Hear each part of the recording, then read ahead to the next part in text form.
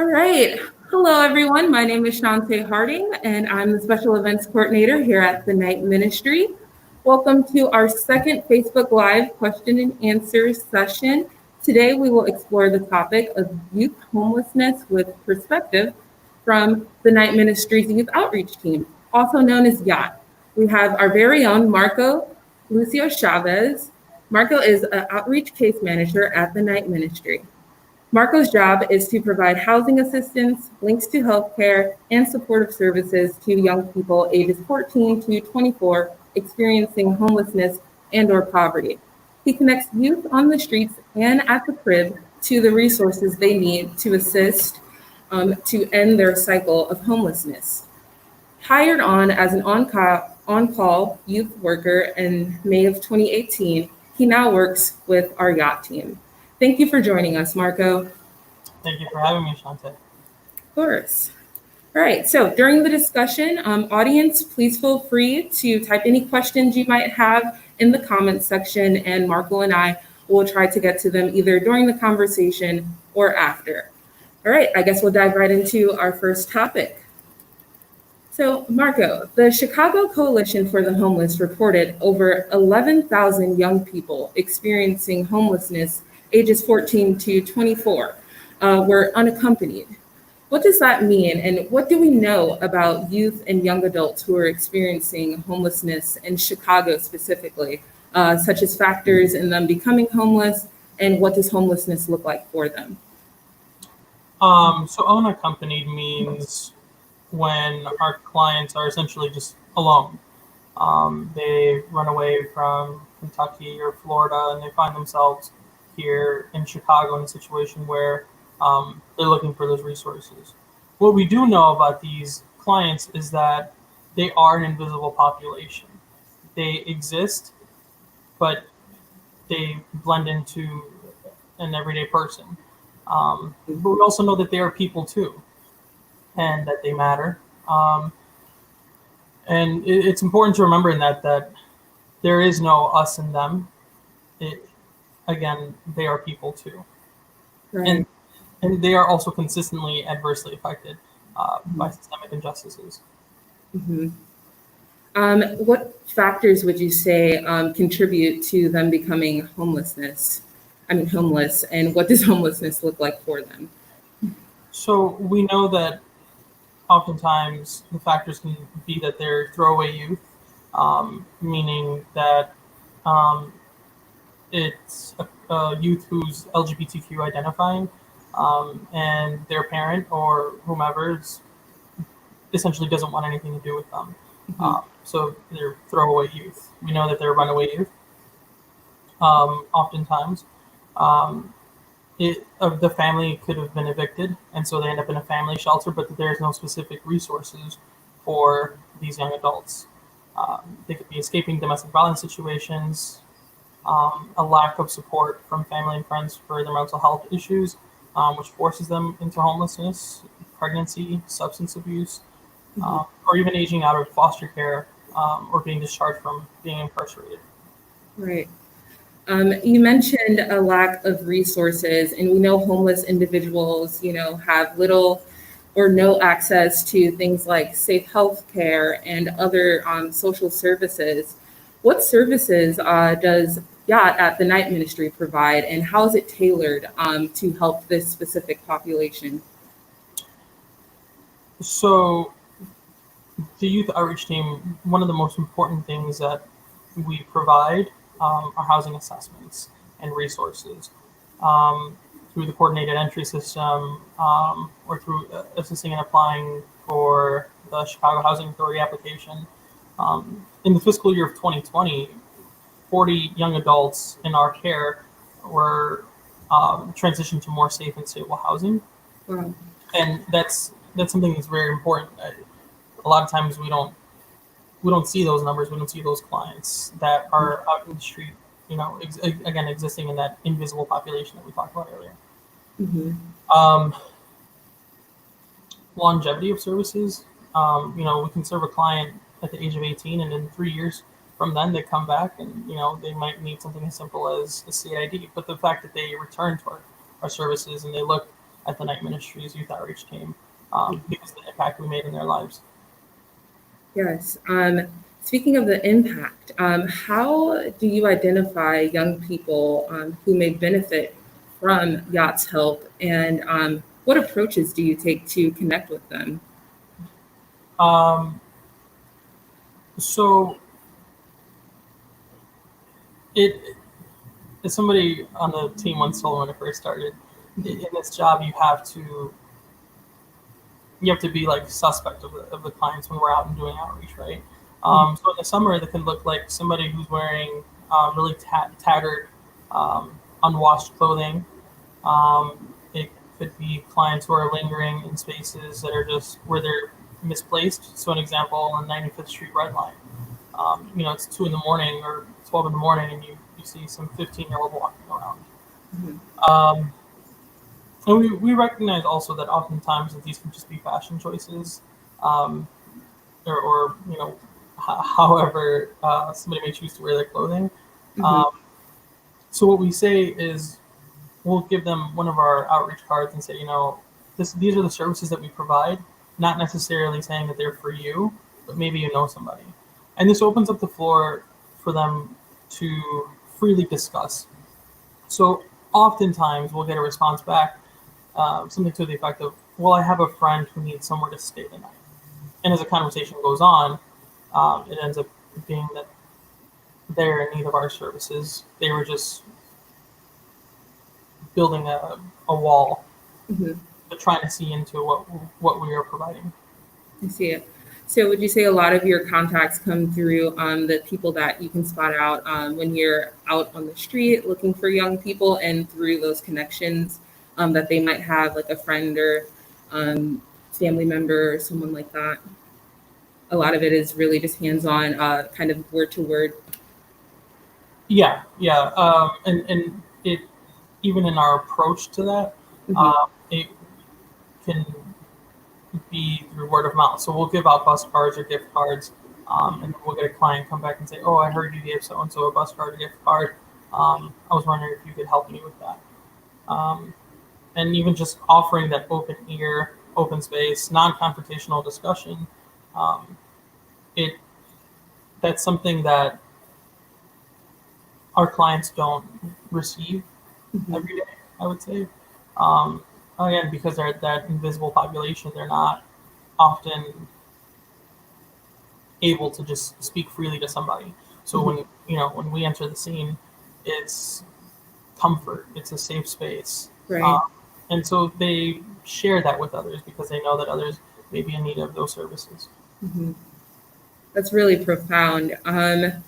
Over the years, as far as Yacht and your programming, how has it changed and evolved to kind of fit this population of youth suffering from poverty and homelessness? What changes have you guys seen? What's worked, and maybe what hasn't worked? So when I started with the youth outreach team, our titles were youth outreach professionals, and our sole job was to go out into the street, get clients, refer clients to resources, or refer them into our shelter programs, and then the case managers would take it over from there. Let's see. Since I've started, we were promoted to outreach case managers, so kind of doing dual the work, referring them and following through, and securing a plan that essentially would light the way to defeating this cycle of homelessness that our clients often find themselves in. Um, and just we go through a lot of training and educational classes that advance our knowledge in working in the streets, working with clients, like human trafficking, and the human trafficking training, harm reduction trainings. Mhm. And we've also expanded our team to have 4 outreach case managers as well as a peer outreach professional. Um, and a peer outreach professional, oftentimes, they are a client with lived experience, and so they can offer a far more in-depth view and scope of outreach to the team. Nice.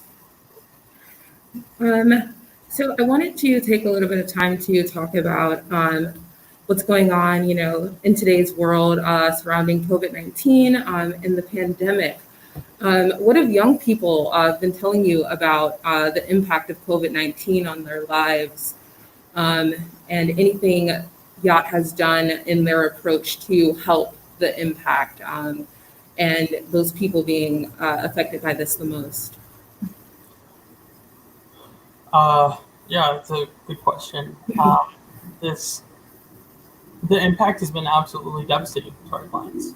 Um, our clients come to us already in crisis, already suffering from being displaced and just being essentially abandoned, like we said, unaccompanied earlier. Um, our clients have experienced job loss.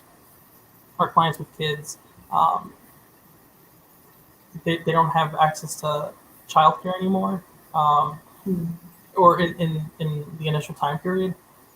So it was hard to work, and it's hard to put your child in another facility or in another form of care, again, because of the pandemic. A lot of them experience isolation. Some of the housing programs weren't allowing visitors to enter the housing units, so they weren't able to have interaction or that human connection with anybody. Um, and having that isolation leads our clients to backtrack on their mental health state. They find themselves in extreme distress with anxiety or depression, and so this is where that essential worker title of our job comes into play. We need to be there for our clients. We need to serve our clients in that capacity. Because if not, who else will, right? Right. Um, there was a delay in court cases. Um, a lot of times our clients were finding themselves stranded in certain areas because the transportation schedules had changed. Granted, they were free. The transportation on the public transportation was free. The routes and scheduling had changed. So, a client would get off of work at 6 p.m. and they couldn't make it to the shelter until 8 or 9. And that's a long period of time from when you get off of work after a long day's work. Absolutely. So has Yacht's approach to youth outreach changed at all to fit these circumstances, or maybe the number of people you guys have seen has increased or decreased? Anything to report back there? Yeah, there's definitely been a lot of changes in our everyday functions. Hmm. Uh, we at the crib specifically, we assisted our clients with obtaining their stimulus check. There was a lot of de-escalation that we were doing. Our clients were cooped up; they didn't have the room to breathe. Again, that anxiety was intense here. Right. Um, we delivered food to our clients, and that was important because a lot of our clients didn't have access to food pantries anymore because of COVID and social distancing and stay-at-home guidelines. And I think one of the most helpful things was we were visible now more than we had ever been, with our social medias, with um, just reaching out to clients in aftercare, with reaching out to our clients in care, just really letting as many people know that we are here still providing services for those in need. Absolutely. Um, as far as providing services, do you guys partner with any other organizations in Chicago to help produce, better outcomes for our clients? Could you maybe name a few, explain our relationships with them? Yeah, one of the one of the strongest linkages we have right now for our clients is with Heartland Alliance Neon Youth. Um, the Neon Youth program gets our clients from where they are to job trainings. They do transportation assistance. They even help them get clothing for their interviews, and uh, that's a really big commodity. Our clients, they oftentimes don't have jobs. They don't have the job training, and Neon Youth helps them get all that. Stand Up for Kids is another great one. Nice. Drop-in center. They're known for their closet and their meals and their strong personal connection to the staff there. Um, the Chicago Coalition for the Homeless. A lot of our clients have legal issues, so they turn to them, and having that linkage with them allows them to further their court case, get their birth certificates from different states. And another great one we have is a National Youth Advocacy Program, which houses clients that are 18 to 23 or 24. Um, and they they transition them into more safe and stable housing in a really rapid fashion, and that's important because a lot of times our clients can be waiting on these coordinated entry system lists or the Chicago Housing Authority's list for years at a time. And so for that program to kind of just come in and place them into someone else's home while they're waiting for those services is phenomenal. Yes. And since at the Night Ministry we're, all about human connection, can you share any stories that kind of demonstrate how you've helped young people find a life of greater stability outside of their poverty and homelessness? So back in, I believe, early November, I was entering the crib one day, and in the middle of the street, I had witnessed a female um, getting abused. It was in the midst of an act of domestic violence, um, and so I intervened, and I started talking with this client, and she was crying. She was in distress. She didn't know where she was going. She was homeless, and she had never heard of the crib before, never heard of the night ministry. So bring her inside to the crib, and I immediately started working with her. What do you need? What's going on? What can I help you with? And this is where that foundation of human connection begins with our client, that initial intake. Again, non-confrontational, really open, non-judgmental. What can I do for you? What do you need from me to support you? Um, and it ended up being that this client had at one point been sexually assaulted and didn't have the services or support or didn't have the knowledge on how to get resources or advocacy support. So that was the first step we took.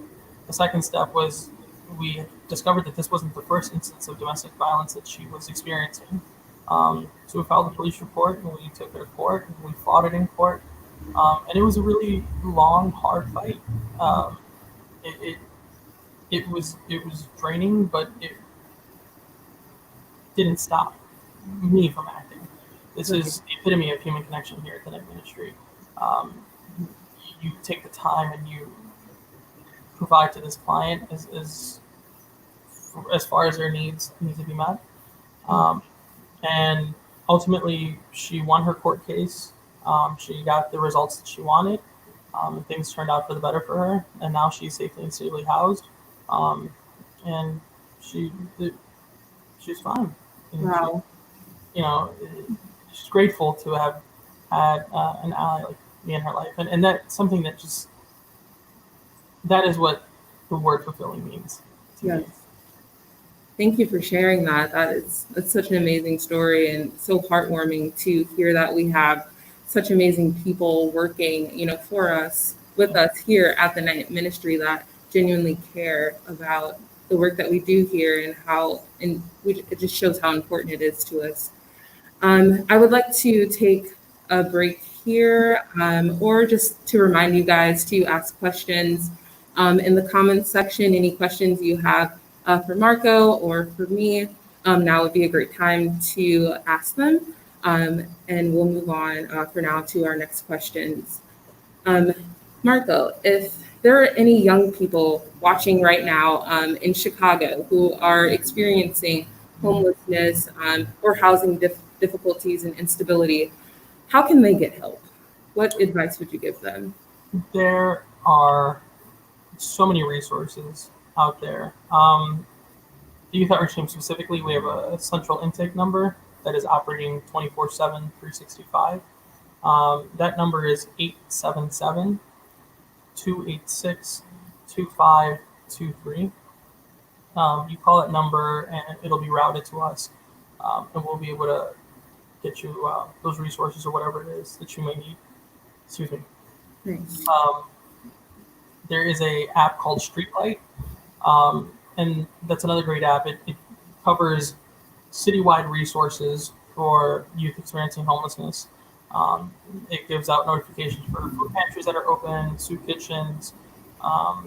It can help you book a bed at a shelter should you need it for the night.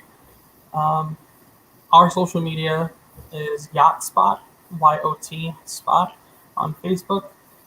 And on Instagram, it is Yacht Spot TNM.